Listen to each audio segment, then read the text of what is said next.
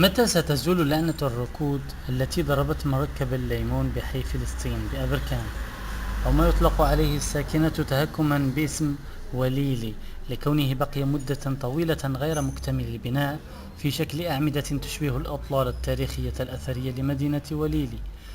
في الروبورتاج حاورنا أحد الباعة الذين اشتكوا لأبركان احتكار المحلات التجارية من قبل البعض، ودعوا المجلس البلدي للتدخل لفرض رواج تجاري قد يساهم في تخفيف الضغط الشديد الذي تعرفه الشوارع من البائعة ما بغاو المتجولين. يتكليو، ما بغاو يبيعوا، ما بغاو يجيو يفتحوها.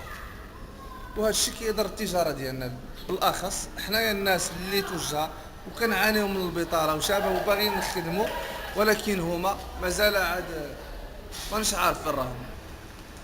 كاين الناس اللي كتجي كتسكر هنايا الفوق، كيجيبوا الشراب وكيجيبوا المسائل ديالهم وكيجيو هنا يفسدوا الاماكن. هذا كاين الناس ديال هذا المحل، الناس اللي عندهم محلات هنايا يخفوا الضغط على الضحايا، يكريو الا ما بغاوش كاع يحلوا يكريو. الناس كتجي كتسول على الكريه، كتسول على البيع، كتسول اللي بغى يشري يشري، واللي بغى يسولوا على الكريه اللي بغى يكري. ولكن ملي كتجي تشوف بلاصه حتى واحد اللي تهضر معاه كيقول لك انا ما نعرفش شكون مول هذا الحانوت، الله اعلم فين ساكن فين كاين ما نعرف. كنصيفطوهم للعمران، العمران ما كيعطيهمش المعلومات، ما كيقول لهم شكون هذا السيد هذا، ما عطيوهمش طارس الخيط، ما كيعطيوهمش.